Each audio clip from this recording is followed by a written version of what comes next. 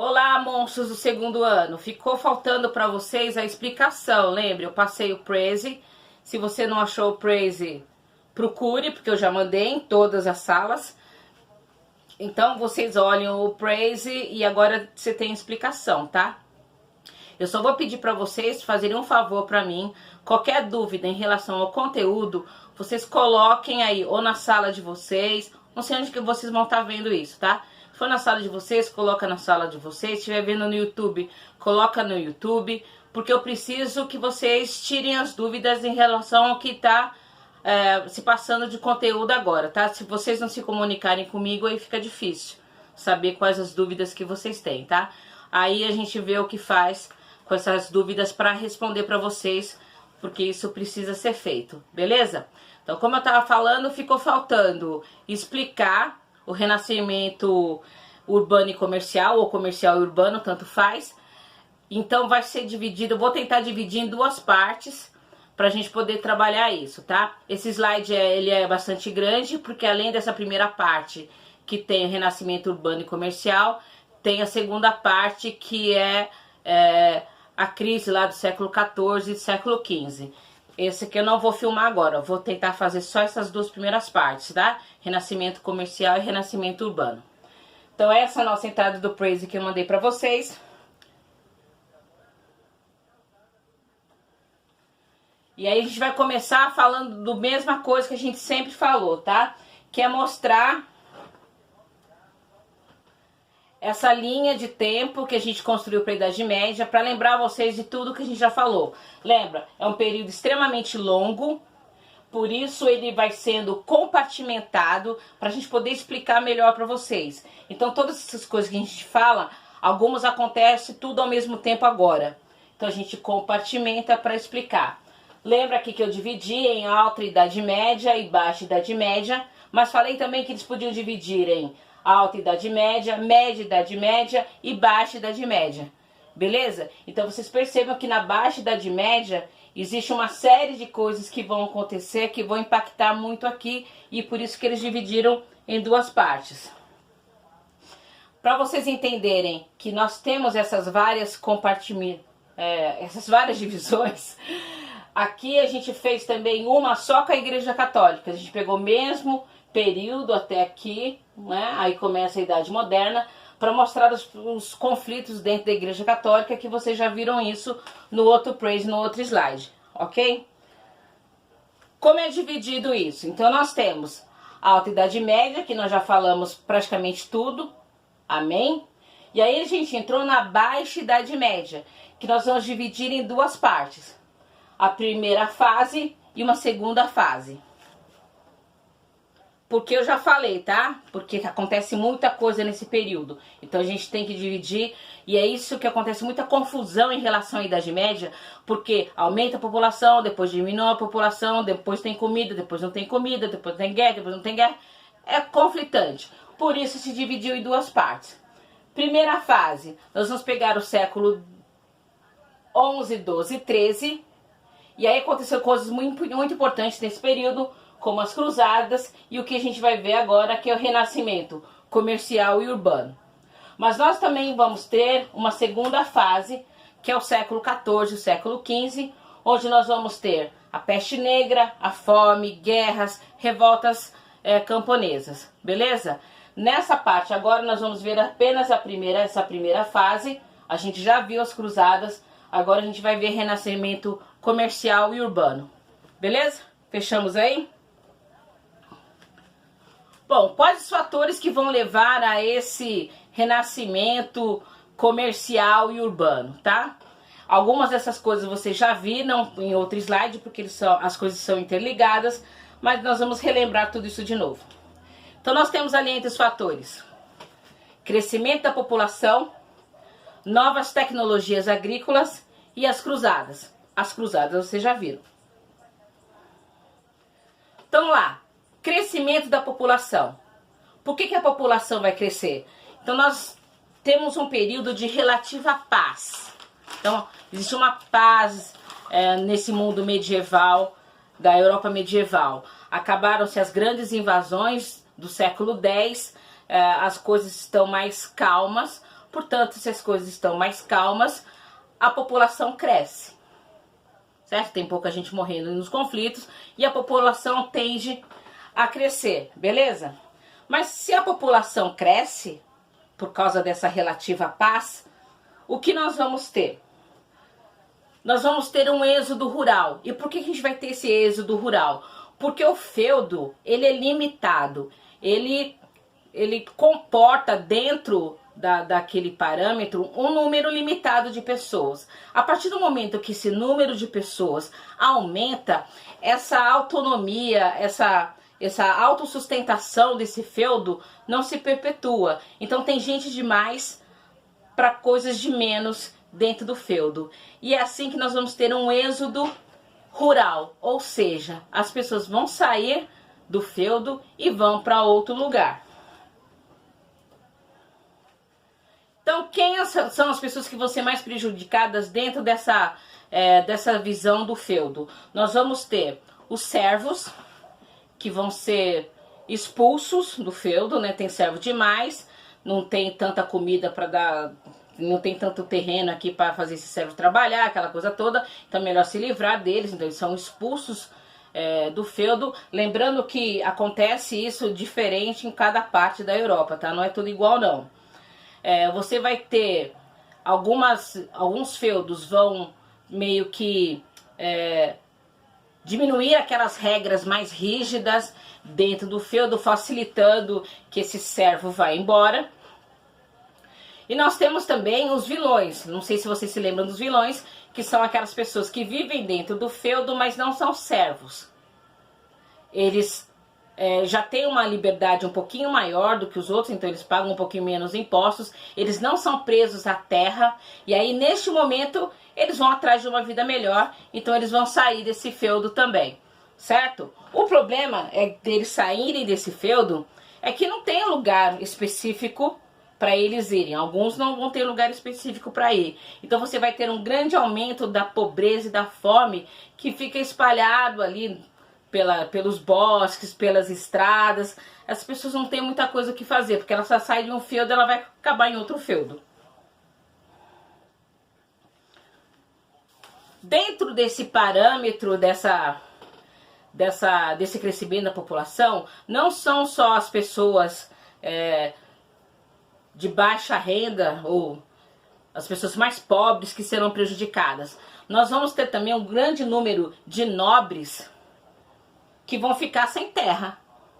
E por que vai acontecer isso? Não sei se vocês se lembram daquela estrutura da Idade Média. Então, o feudo, quem é do feudo? Quem é do feudo é o filho primogênito. Então, o filho primogênito vai se tornar um senhor feudal. E o segundo filho? Ele pode entrar para a igreja, beleza? O terceiro filho? Vai se tornar um cavaleiro. Tá, e o quarto filho? Pode ir para a igreja também. E o quinto filho? Vira cavaleiro. E o sexto filho? Vira cavaleiro também. Dá para perceber? Você vai ter muitos cavaleiros e pouca terra para essas pessoas mandarem. É por isso que as cruzadas aparecem também como para se livrar um pouco dessa grande massa. É nesse período que você tem um grande aumento de cavaleiros, que você tem aquelas justas, aqueles torneios de divertimento dos cavaleiros. Você já viram isso em vários filmes, cavalo de um lado, cavalo do outro, e os caras vão se chocar. Você vai ter muito disso. Mas, para tirar essas pessoas que só vivem disso, dão seus serviços para algum senhor feudal ou para algum rei, essas pessoas vão para um lugar onde elas possam mostrar mais a sua habilidade e tentar conseguir, além do perdão incondicional, terras e riquezas. Então, esses nobres que vão ficar aleijados da terra, eles podem ir para as cruzadas. Beleza? Já vimos cruzadas. Uma das consequências das cruzadas, você já sabe, que é a abertura do mar Mediterrâneo, o domínio de toda essa região aqui, o domínio de toda essa região do mar Mediterrâneo pelas cidades italianas, ok? Elas vão ser especialistas em quê? Em produtos que vêm do Oriente. E esses produtos que vêm do Oriente, fazendo com que essas cidades controlem isso, ela precisa desovar esses produtos, certo? Então você vai ter que ter uma demanda, né? Necessidade e demanda, certo? Com as cruzadas se criou a necessidade, porque eles tomaram contato com novos produtos que eles não tinham muito contato, e esses produtos se tornaram essenciais para a vida do europeu, e aí você cria uma necessidade, mas também vai criar uma demanda, ou seja, gente para comprar esse produto. E aí, obviamente, isso aí vai desembocar no renascimento urbano e comercial. Deu para entender isso? Então as cruzadas tiraram essas pessoas da Europa e depois, no final de toda essa contenda, vai facilitar o comércio e envio de comércio de especiarias e de produtos do Oriente para a Europa. Outra coisa ligada ao crescimento da população é que quanto mais gente, mais comida você precisa. Você precisa de alimento para essas pessoas.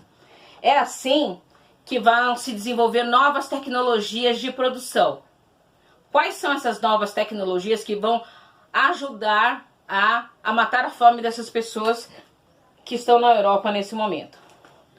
Algumas delas vocês já viram também, que é a charrua, que é uma espécie de arado puxado ali por um boi. Vamos lá, vamos puxar aqui, se vai. Aqui, ó, a charrua. Então eles atrelam isso aos animais e eles puxam para fazer esse arado, porque antigamente fazia o arado a própria pessoa arando a terra ou com a ajuda de um animal, mas sem esse equipamento. Nós vamos ter também um arreio acolchoado que você coloca num cavalo para que ele possa puxar melhor também todos esses processos e até a charrua. Então não só a charrua, mas também um método de atrelar os cavalos que fique mais fácil para ele puxar. Então, em vez de estar atrelado aqui, vai estar atrelado ao peito e aí fica mais fácil e menos pesado para o bichinho. E nós vamos ter também uma série de moinhos. Então, além do moinho de vento, nós também vamos desenvolver o moinho de água para aumentar a moagem desses grãos e facilitar a fabricação ou a produção de alimentos, beleza? Além disso, o que eles vão perceber é que tem pouca terra para o cultivo. Então o que eles vão fazer? Olha que coisa mais inteligente. Eles vão derrubar os bosques. Você derruba o bosque e faz terra de cultivo. Qualquer semelhança com um país que tem uma grande floresta que está sendo queimada, não é mera coincidência. Ok? Então eles derrubam o bosque e fazem área de plantação. Ah, mas e só bosque? Não, tem as áreas alagadas, que nós chamamos de pântano. Então o que eles fazem com esses pântanos? Eles drenam a água desses pântanos. O pântano existe, ele é um ecossistema dentro dessa Europa. O que eles fazem? Destroem isso para ter mais área de cultivo, ok? E nós vamos ter também a rotação de culturas. A gente já falou sobre isso, que é você ir trocando o que você vai plantando em um determinado local para se ter um aumento da produção. Eles vão usar um sistema de rotação que se chama trienal, ou seja, são 3 anos.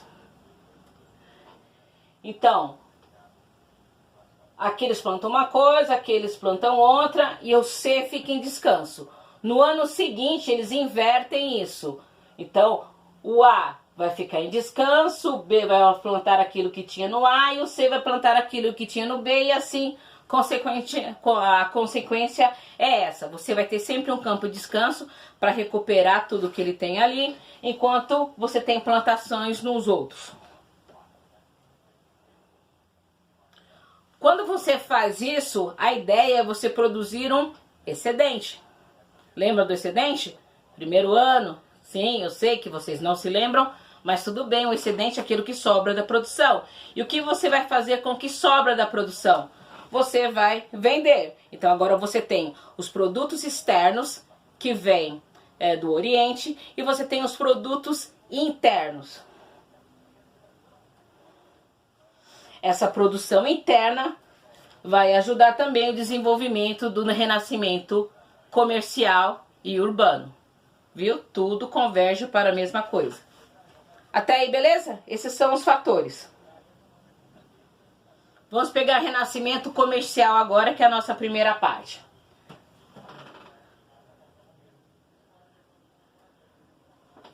O que a gente chama de renascimento comercial?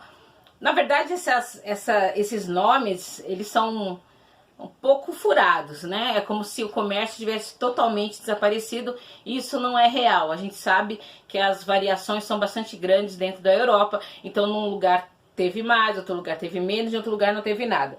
Então, isso varia muito. Mas nós vamos ter a criação de rotas comerciais. Então você tem um excedente interno, você tem os produtos que vêm do Oriente, você tem que comercializar isso de alguma maneira, você tem que vender isso de alguma maneira. Então vão ser criados o que nós chamamos de rotas comerciais. Essas são as principais rotas comerciais. Duas são marítimas e as terrestres. Então a principal ali é a Rota do Norte, onde nós vamos pegar o Mar Báltico e o Mar do Norte, que eles vão comercializar aquelas coisas que estão escritas ali. E nós vamos ter tecidos que vai vir de uma região que se chama Flanders, que vai ser bastante importante em todo o desenvolvimento aqui, tanto do renascimento comercial, como do renascimento, como da formação dos Estados Nacionais. Vai ser realmente importante essa região. Nós temos a Rota Sul, que é controlada pelas cidades italianas, principalmente Gênova e Veneza. Elas controlam todo o comércio pelo mar Mediterrâneo, que elas trazem os produtos do Oriente. E nós temos as rotas terrestres, que vão ligar umas às outras. Então nós temos várias rotas terrestres, tá? Na ligação entre essas rotas terrestres é que nós vamos ver surgir o que nós chamamos de feiras. Então as principais feiras são as feiras de Champagne, oui, la Champagne, fica em France, e a de Flanders, que vai ficar numa região ali na Holanda. Então aqui é um esqueminha bem simples do que nós temos de rotas, né? Mar do Norte, Mar do Norte, Mediterrâneo, rotas terrestres. Até aí, beleza? Tá, eu falei que tem, no entroncamento ali das rotas terrestres, vão ser criadas as feiras. Quando a gente pensa em feira, você tem que pensar no tipo de feira que a gente tem mesmo. Um lugar onde você tem um monte de gente vendendo um monte de produtos variados. Esse é o esquema da feira, ok? Onde vão surgir essas feiras?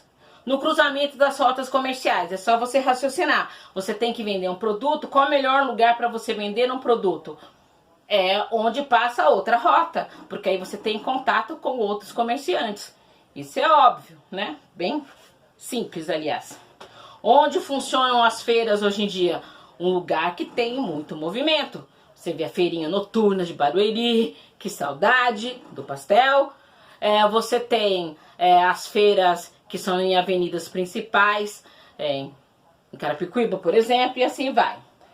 Próximo a castelos fortificados. Os que vão ficar fixos, eles preferem um lugar onde tenha mais segurança. E é por isso que vários vão ficar perto desses castelos fortificados. Fica mais fácil para eles se garantir como a segurança...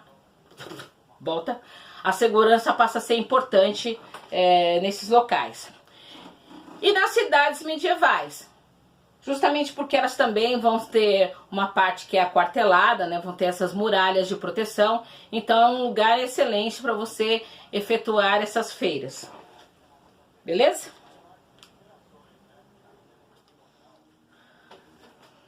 Muitos desses castelos fortificados, eles vão receber uns castelos fortificados, como essa cidade que existe até hoje, tá? Esqueci o nome dela. Calzones, eu esqueci o nome. Então você tem muralha, muralha. Então você tem castelinho, muralha, muralha. O que você vai ter aí, que é essa configuração de um pequeno castelo e várias muralhas em torno dele, então um castelo aquartelado, um castelo muralho fortificado, vai receber o nome de burgo.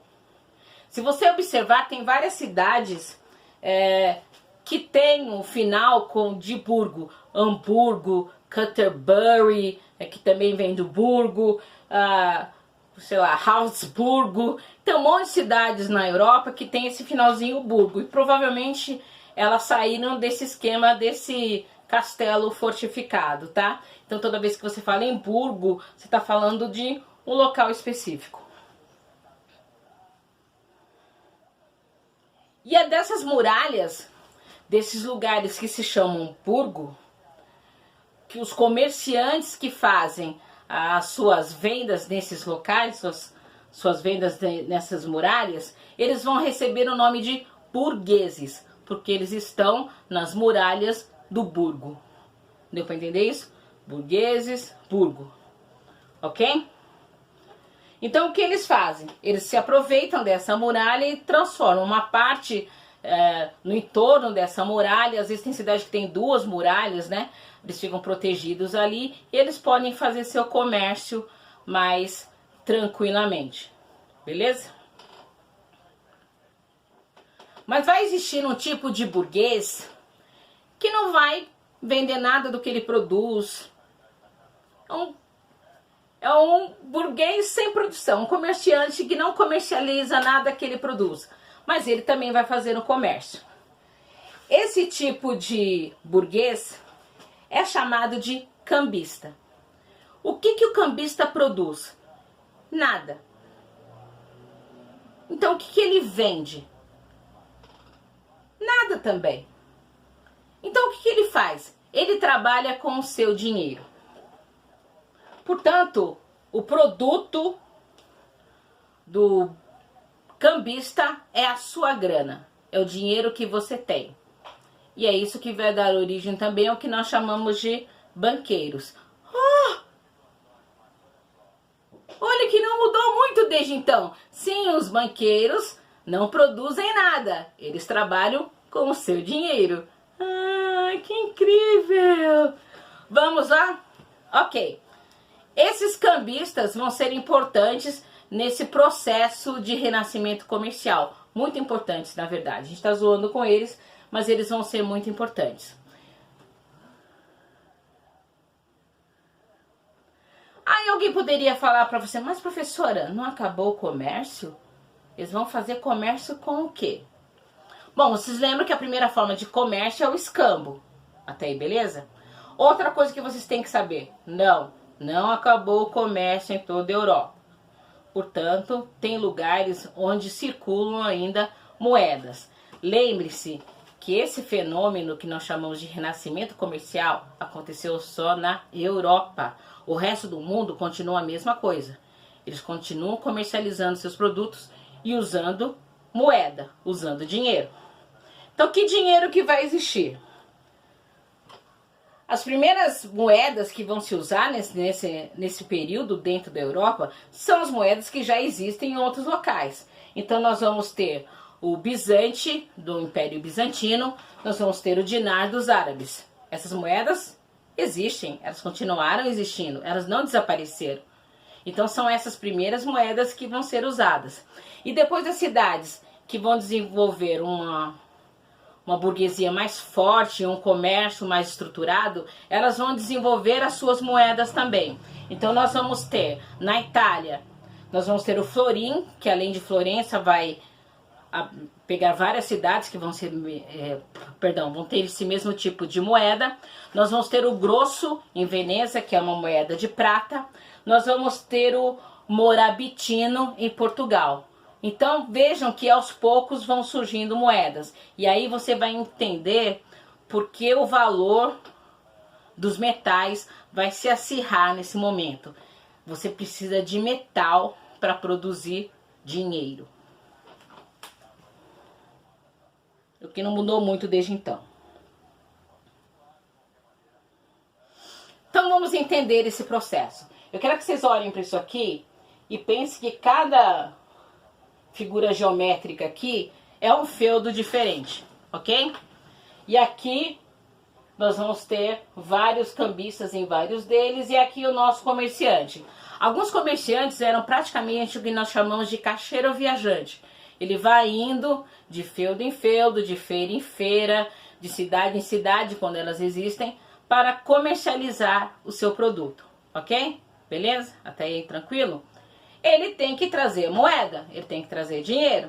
Então ele vai com o saquinho, um pouquinho de dinheiro, e vai com esse saquinho de dinheiro, ele vai levando o seu produto e vai caminhando por vários feudos até chegar aonde ele tem que ir. Até aí, beleza? O que ele vai fazer com esse dinheiro? Quando ele sai daqui e vai para outro feudo, se esse local usa um outro tipo de moeda, porque cada lugar vai ter uma moeda diferente, ele vai até o cambista e ele faz uma troca. Às vezes é um cambista de feira, e às vezes é só um cambista de feira, mas às vezes é um estabelecimento já estruturado. Ele vai lá e ele troca aquela moeda que ele tem pela moeda do local. Vai trocar como? Se não tem o câmbio. Você sabe o que é câmbio, né? O valor que o dinheiro tem. Então, o dólar vale um tanto, o real vale outro tanto, o euro vale outro tanto. Como é que eles vão fazer isso na Europa? Não tem como. Então, eles fazem o vale quanto pesa. Eu vou voltar aqui só para vocês entenderem isso que eu tô falando. Deixa eu voltar aqui. Opa. Eu vou voltar aqui só para vocês verem essa imagem. Não sei se vocês perceberam, deixa eu até ampliá-la. Eu quero esse pedaço aqui.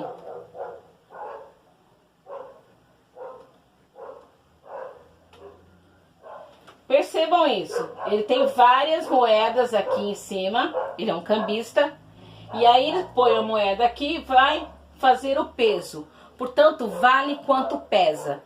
Então não é o valor que dão naquele local, mas quanto aquele metal está pesando. Então ele vai trocar pelo peso. Até aí, beleza? Mas olha uma segunda etapa. Vai ficar perigoso ficar andando na estrada com uma coisa que tem muito valor, como as moedas. Lembra? Tem muita gente pobre, muita gente está ficando nas estradas, as pessoas não têm o que comer, então roubar é uma opção.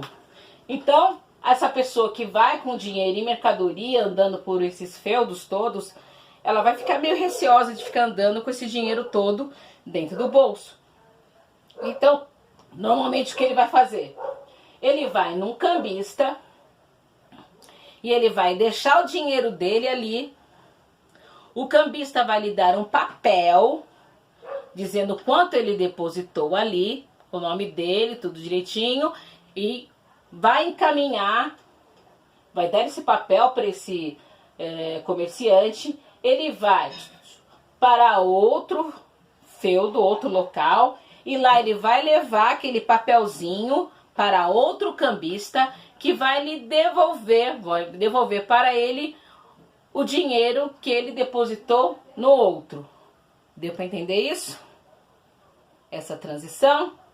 Esse processo de você escrever o valor num pedaço de papel para poder trocar em outro local depois se chama letras de câmbio, ok? Mas vamos raciocinar. Vamos pensar nesse burguês que nós chamamos de cambistas.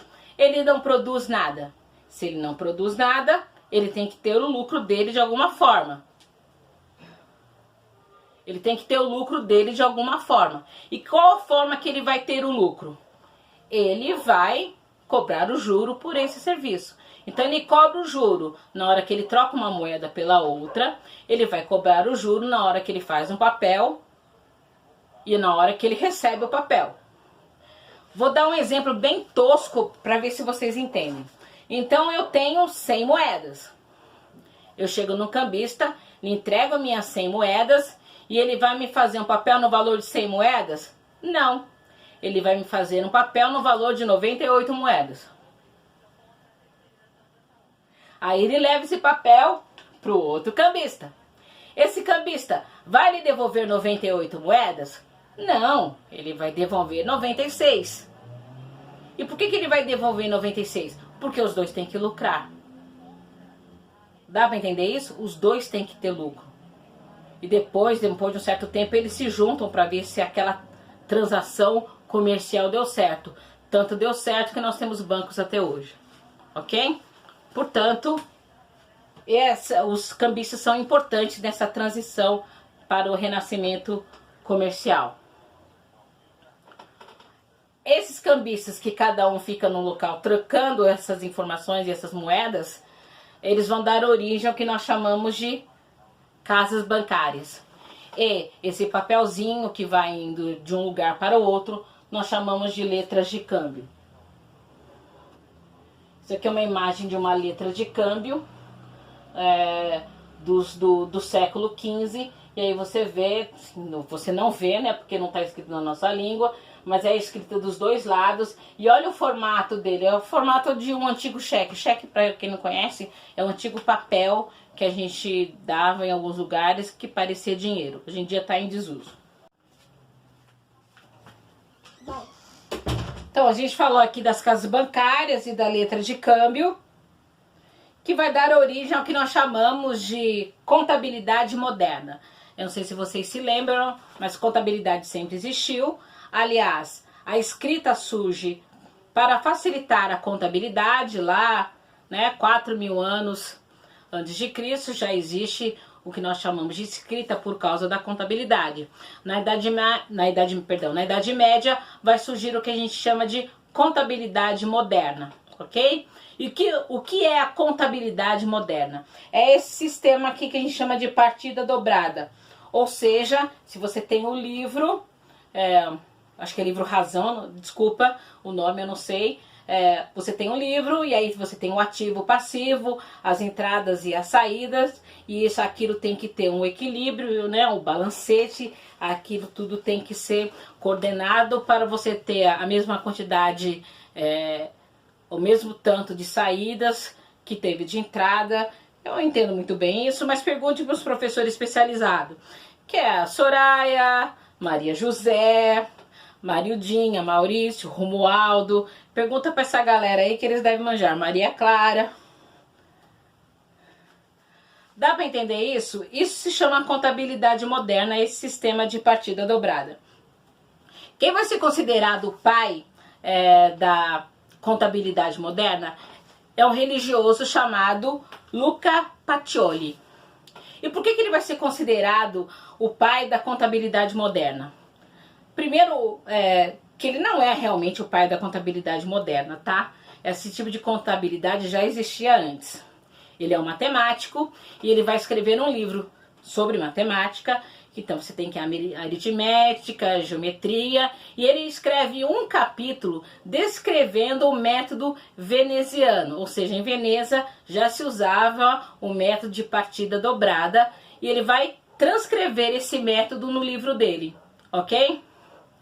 Beleza? E aí, por causa desse sistema que ele transcreveu, ou seja, ele é a primeira pessoa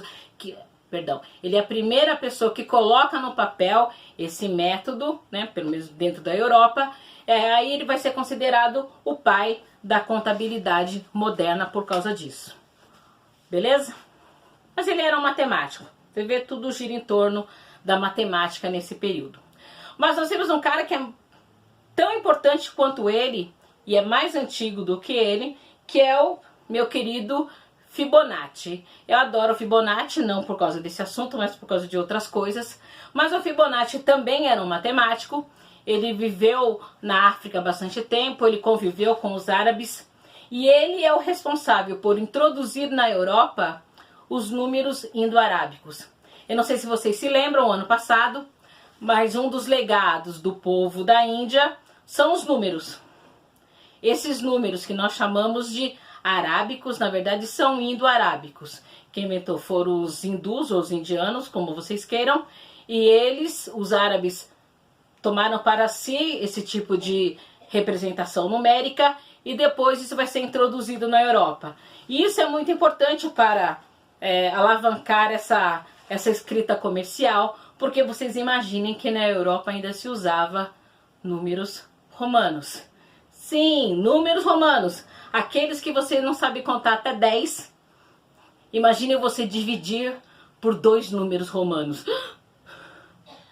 Devia ser horrível, né? Eu acho. Bom, devia ser horrível. Portanto, ele vai ser o responsável por introduzir esses números na Europa, que vai facilitar também essa escrita da contabilidade, beleza? E pesquisem mais sobre o Fibonacci, porque ele é muito fofo. Essas transações comerciais, essa contabilidade, esse crescimento das casas bancárias vão dar origem ao que nós chamamos de companhias comerciais. Então nós vamos ter uma espécie de ligação, de conjunção, de aglomeração ou de companheirismo entre os comerciantes, até surgirem essas companhias comerciais, e esses bancos vão financiar essas companhias comerciais, que vão produzir barcos, vão ir atrás de novos produtos, até que se forme o que nós chamamos de revolução comercial nesse período, onde a moeda, né, os metais, vão ser bastante importantes. Quando a gente vê grandes navegações, a gente vai perceber isso melhor. Ok? Deu para entender até aí? Esse é o nosso final de renascimento comercial. E a nossa introdução do renascimento urbano. Percebam que eles estão juntos. Estão vendo aqui, ó? Eles estão juntos por quê? Porque toda vez que você vai procurar isso em qualquer lugar, seja em livro de história, seja em qualquer site na internet, qualquer blog de história, vocês vão perceber que eles estão juntos. É como quem nasceu primeiro, o ovo ou a galinha. Quem surgiu primeiro, o comércio ou as cidades? Não sabemos direito, eles estão profundamente interligados, principalmente nesse período aqui na Europa. Por isso que a gente vai começar por aí, beleza? Ok? A gente encerra esse vídeo agora para começar o outro logo em seguida.